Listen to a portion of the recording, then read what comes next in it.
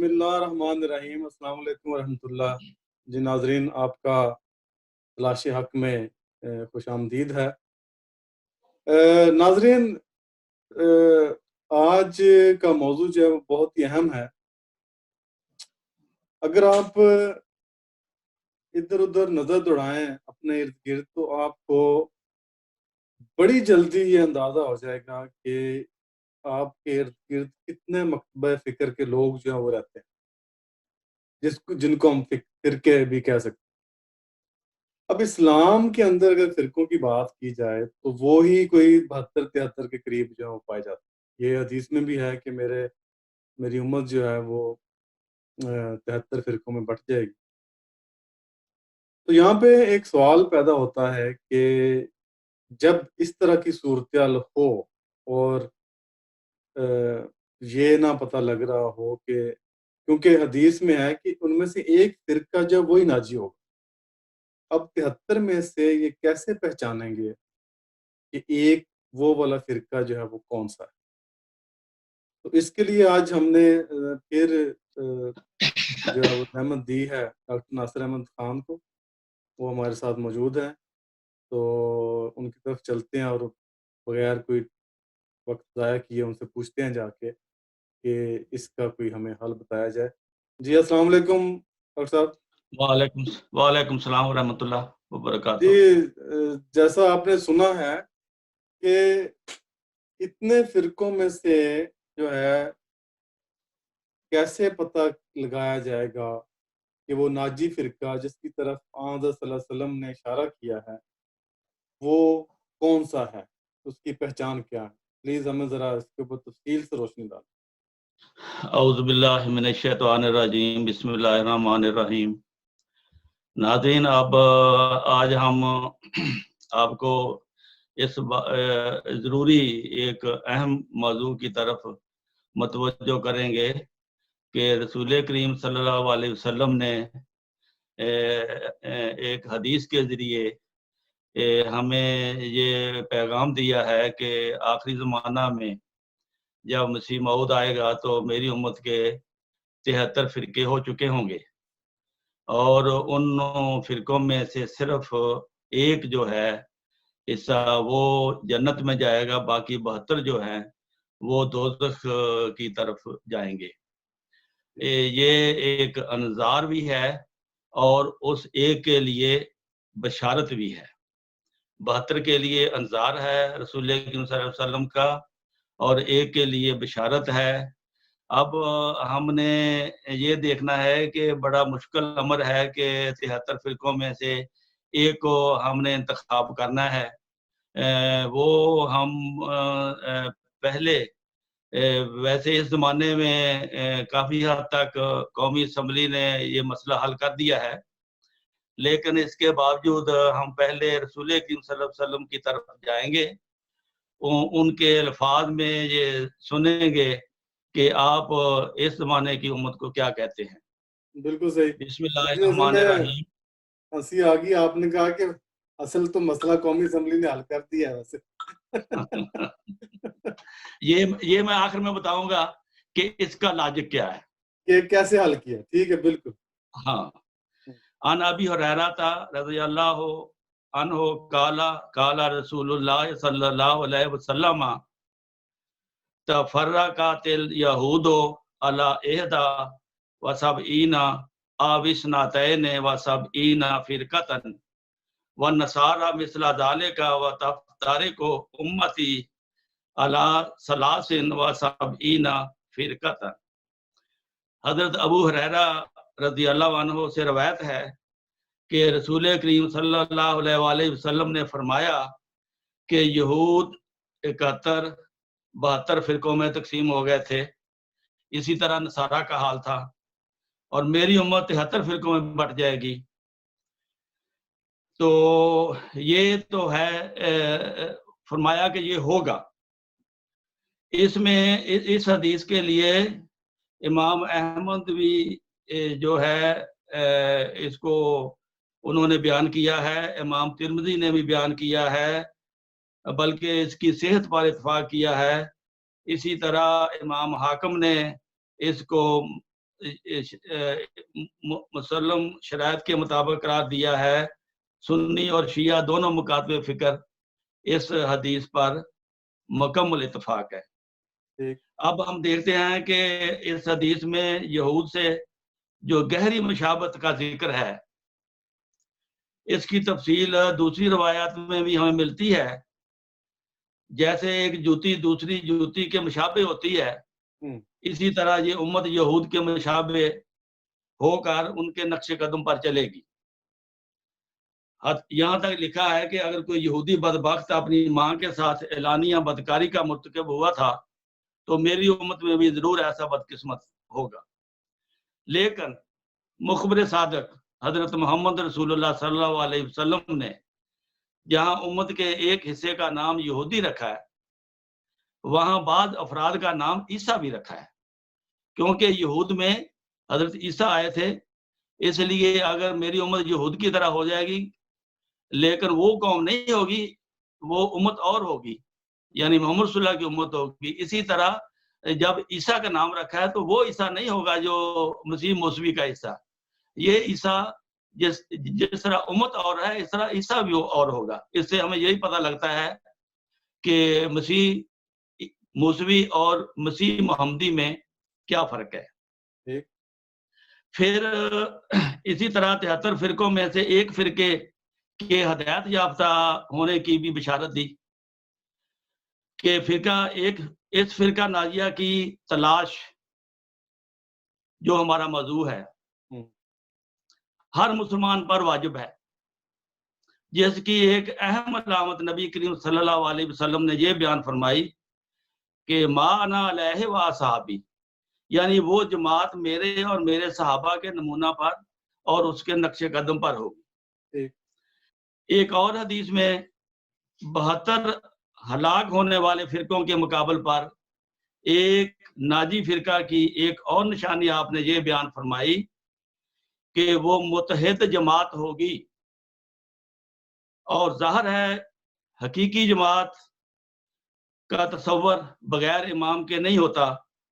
اس لیے نبی کریم صلی اللہ علیہ وسلم نے یہ امت کو ہدایت دی ہے کہ جب آخری زمانہ کے فتنوں کا ذکر فرمایا، آپ نے فرمایا، جب حذیفہ رضی اللہ عنہ نے پوچھا کہ یا رسول اللہ ان حالات میں ہمارے لیے کیا ہدایت ہے، آپ نے فرمایا مسلمانوں کی اس جماعت میں شامل ہو جانا جس کا ایک امام موجود ہو، اور کوئی امام والی جماعت نہ ہو تو تمام فرقوں سے کنارہ کش کر دینا۔ یعنی کہ اگر امام والی جماعت کوئی آپ کو نہ ملے تو کسی فرقے میں بھی نہیں جانا، بالکل الگ ہو جانا۔ اسی طرح ایک اور روایت ہے، جب خدا کا کوئی تم خلیفہ دیکھو کہ اس کے ساتھ چمٹ جانا۔ آج ملت اسلامیہ کے تمام فرقے ایک دوسرے پر کفر کے فتوے لگا رہے ہیں، انتشار کا شکار ہے۔ 1974 میں ان تمام فرقوں نے مل کر متفقہ طور پر جماعت احمدیہ کو غیر مسلم اقلیت قرار دے دیا، اور یوں یہ بنیادی علامت جماعت احمدیہ کے حق میں بڑی شان کے ساتھ پوری ہو گئی کہ 72 فرقے ایک طرف ہوں گے اور وہ حق پر نہیں ہوں گے، ایک فرقہ ناجی ہوگا۔ اور 72 کا ان کے اخباروں نے خود تسلیم کیا ہے، بلکہ ان کی ہی یہ تحریر ہے کہ 72 آج مسلمان امت کے فرقے اکٹھے ہو گئے ہیں جنہوں نے جماعت احمدیہ کو الگ کر دیا ہے۔ بالکل۔ تو اس طرح تنہا کر کے ناجی فرقہ ثابت نہیں کیا، بلکہ صحابہ والی نیک اقدار اور اعلیٰ اخلاق بھی اس فرقہ میں من حیث الجماعت موجود ہیں، جس کے غیر بھی معترف ہیں۔ بس آج روئے زمین پر ہر پہلو سے رسول کریم صلی اللہ علیہ وسلم اور آپ کے صحابہ کا نمونہ اور اسوہ زندہ کرنے والی ایک ہی جماعت ہے جو اللہ اور اس کے رسول کی خاطر جان، مال، وقت اور عزت کی قربانی دینے کے لیے ہر وقت تیار ہے۔ یہ وہی منفرد جماعت ہے جسے آج کلمہ، اذان، تبلیغ، حج، مسجد وغیرہ سے روکا گیا ہے، قانون بنا کر روکا گیا ہے. جیسے رسول کریم صلی اللہ علیہ وسلم اور آپ کے صحابہ نماز سے روکے جاتے تھے، کلمہ سے روکے جاتے تھے، تبلیغ سے روکے جاتے تھے، حج سے روکے جاتے تھے. بالکل وہی سلوک جو ہے وہ آج صرف جماعت احمدیہ کے ساتھ ہو رہا ہے. صحیح. ہاں، آج کی 20ویں صدی کی ترقی یافتہ دور میں مذہب کے نام پر جبر و تشدد کا نشانہ بن کر صحابہ رسول کی طرح صرف مظلوم ہی نہیں بلکہ ان کے صبر و رضا کا شیوا بھی اختیار کیے ہوئے ہیں. ایک امام کے ہاتھ پر ایسی متحد ہے کہ اس کے اشارے پر اٹھنے بیٹھنے والی ہے. کیا ایسی جماعت کی نظیر آج دنیا کوئی پیش کر سکے گی؟ اب رہا ایک لاجک کا مسئلہ کہ جو لوگ قرآن حدیث کو نہیں پڑھے ہوئے وہ سوچتے ہوں گے یار پتہ نہیں مولوی ہمیں کیا بتا رہا ہے کہ سچ ہے یا جھوٹ ہے، وہ کشمکش میں رہتے ہیں. بالکل. تو اس مقصد کے لیے ہم پاکستان کی قومی اسمبلی کے شکر گزار ہیں کہ جنہوں نے 73 فرقوں میں سے ایک کو الگ کر دیا. اب تلاش حق کرنے والے کو ڈھونڈنے میں آسانی پیدا کر دی. وہ اس طرح کہ 72 جب ایک طرف ہو گئے تو بتا دیا کہ حدیث نبی صلی اللہ علیہ وسلم کے مطابق وہ 72 دوزخی ہیں اور جو الگ کیا گیا ہے وہ جنتی ہیں. پھر حدیث میں ایک اور بات بھی ہے، جو مومن کو کافر کہنے والا ہو وہ خود کافر ہو جاتا ہے. یہ کس طرح کیسے پتہ لگے کہ جماعت احمدیہ کو جو کافر کہتے ہیں وہ کیسے کافر ہوتے ہیں؟ اس کے لیے بھی ہم کو آسانی پیدا کر دی ہے حکومت پاکستان نے کہ اسمبلی کے ممبران ہوں یا مولوی یا عوام الناس ہوں، احمدیوں کو کافر کہتے ہیں. تو حدیث ہے کہ جو مومن کو کافر کہے وہ خود کافر ہوتا ہے، لیکن اس کے عوض اللہ کا حکم یہ چلتا ہے کہ حکومت نے زبردستی ایک حلفیہ بیان تیار کیا ہے. اس میں لکھا ہے کہ جو شخص نبی کریم صلی اللہ علیہ وسلم کے بعد نبوت، مصلح یا مجدد کا دعویٰ کرے اور جو اس پر ایمان لائے وہ کافر ہے، وہ جماعت سے، اسلام سے خارج ہے. بالکل.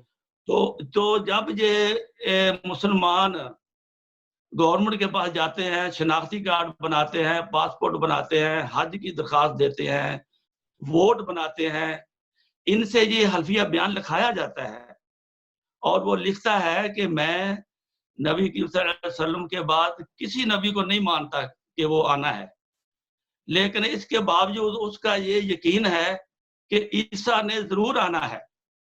جب عیسیٰ نے آنا ہے تو اس نے اپنے کفر پر خود دستخط کر دیے. اس کا مطلب ہے کہ آج پاکستان میں اس حلفیہ بیان کی روح سے ایک بھی مسلمان نہیں ہے، کیونکہ سب نے ووٹ بنائے ہوئے ہیں، سب نے شناختی کارڈ بنائے ہوئے ہیں، سب نے نوکریاں لی ہوئی ہیں، سب نے پاسپورٹ بنائے ہوئے ہیں، اور اس بات کا انہوں نے اقرار کیا ہے کہ ہم رسول کریم صلی اللہ علیہ وسلم کے بعد کسی نبی کو نہیں مانتے.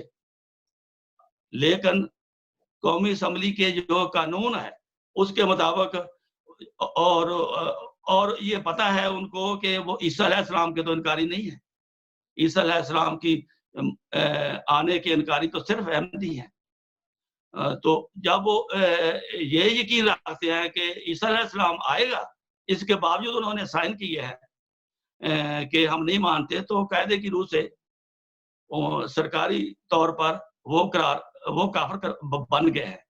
ऐसी बात। تو یہ عام آدمی کے لیے انہوں نے آسانی پیدا کر دی ہے کہ اس طرح آپ کو حدیثوں کی طرف بھی نہیں جانا پڑے گا اور آپ کو زیادہ الجھن میں نہیں پڑنا پڑے گا.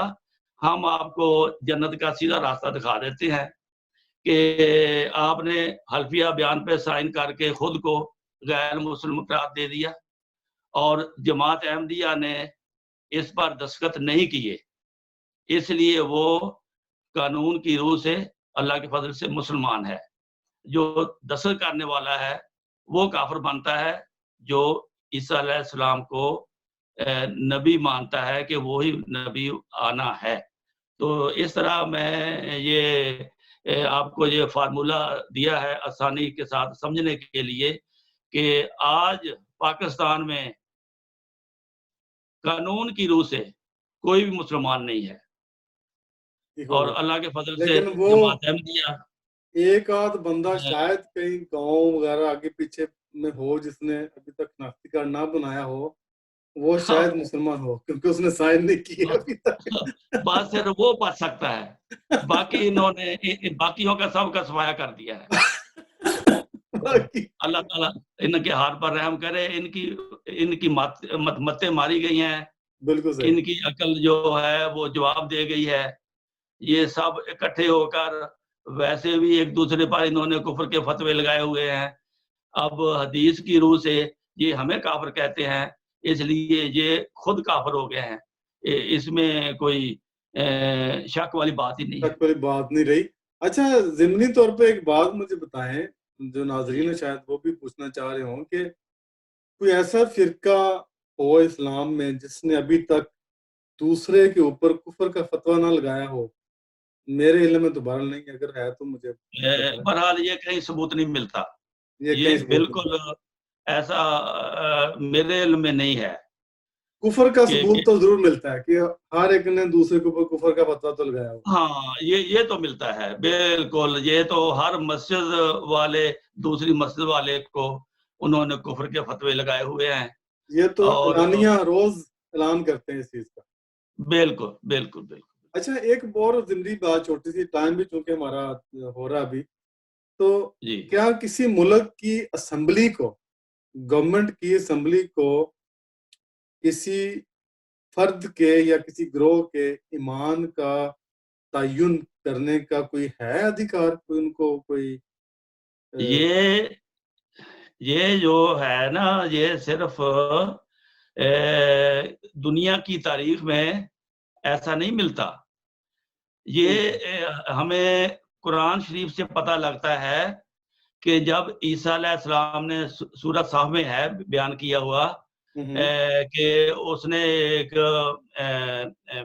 اس کے الفاظ ایسے ہیں، وَإِذْ قَالَ عِيسَىٰ ابْنُ مَرْيَمَ يَا بَنِي إِسْرَائِيلَ إِنِّي رَسُولُ اللَّهِ عَلَيْكُمْ مُصَدِّقًا لِمَا بَيْنَ يَدَيَّ مِنَ التَّوْرَاةِ وَمُبَشِّرًا بِرَسُولٍ يَأْتِي مِن بَعْدِي اسْمُهُ أَحْمَدُ وَمَنْ أَظْلَمُ مِمَّنْ يُدْعَىٰ إِلَى الْإِسْلَامِ، کہ اس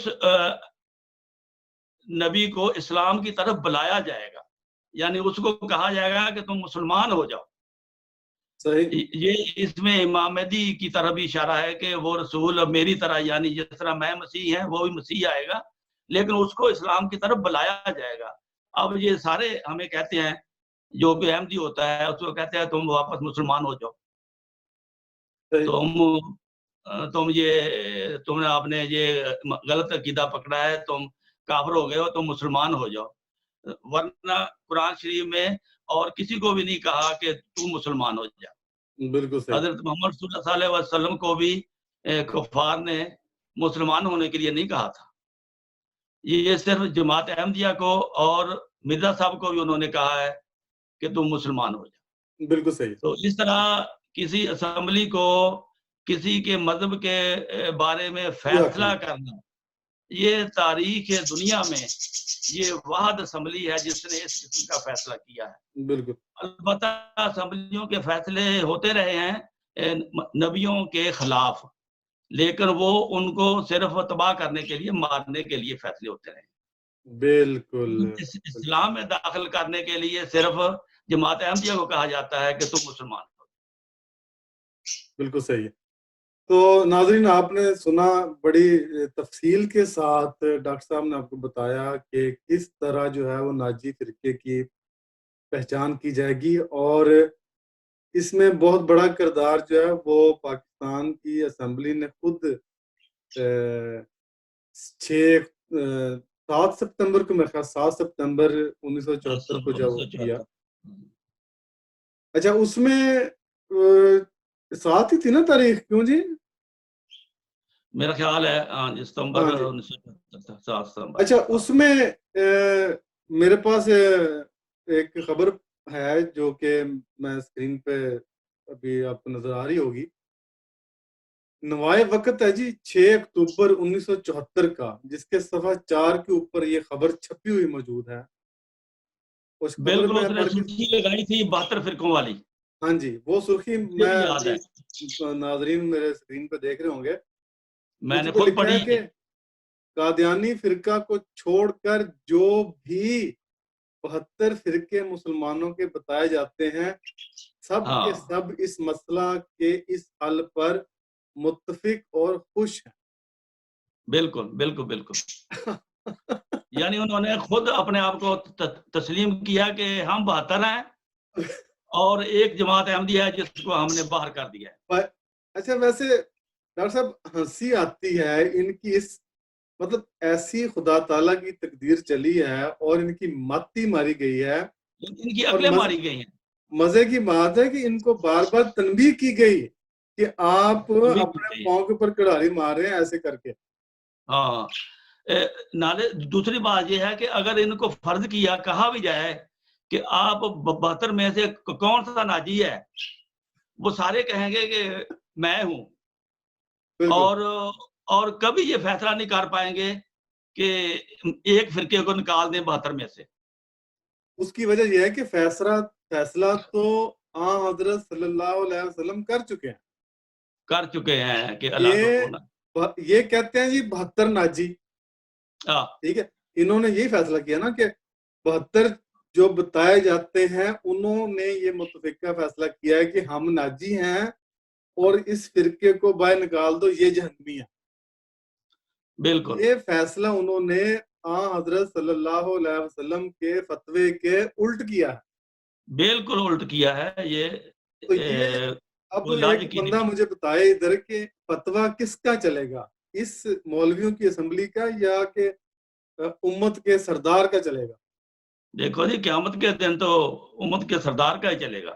قیامت کے دن تو یہ سب ایک لائن میں ہوں گے. بالکل. تو دوستو آپ نے سنا مسئلہ کتنے اچھے اور آسان طریقے سے ڈاکٹر صاحب نے آپ کو بتایا کہ کیسے پتہ کرایا جائے کہ ناجی فرقہ جو ہے وہ کون ہے. اس کی بہت ساری مثالیں آپ کو حدیث سے بھی ملیں گی، جیسے کہ انہوں نے فرمایا کہ حدیث میں آتا ہے کہ جو لوگ میرے اور میرے صحابہ کے، یعنی آپ صلی اللہ علیہ وسلم فرماتے ہیں کہ جو میرے اور میرے صحابہ کے نقش قدم پر ہوں گے، یا جو میرا اور میرے صحابہ کا حال ہو رہا ہے وہی ان کا حال ہوگا اس زمانے میں. تو اس کے علاوہ یہ جو قومی اسمبلی کا آپ لوگوں کو بتایا، اور یہ تو بڑا واضح نشان ہے. انہوں نے تو بڑی مطلب ہے کہ حل کر دیا مسئلہ سرے سے ہی کہ جی 72 کون ہے، اور ناجی فرقے کا جو ہے وہ اعلان کر دیا. بہرحال آپ خود بھی جانیے، تحقیق کیجئے. پروگرام میں شامل ہونے کا بہت بہت شکریہ. اگلے پروگرام میں پھر حاضر ہوں گے ایک نئے ٹاپک کے ساتھ. تب تک کے لیے اجازت. اللہ حافظ. ڈاکٹر صاحب آپ کا بہت بہت شکریہ. السلام علیکم ورحمۃ اللہ. وعلیکم السلام. السلام علیکم ورحمۃ اللہ وبرکاتہ.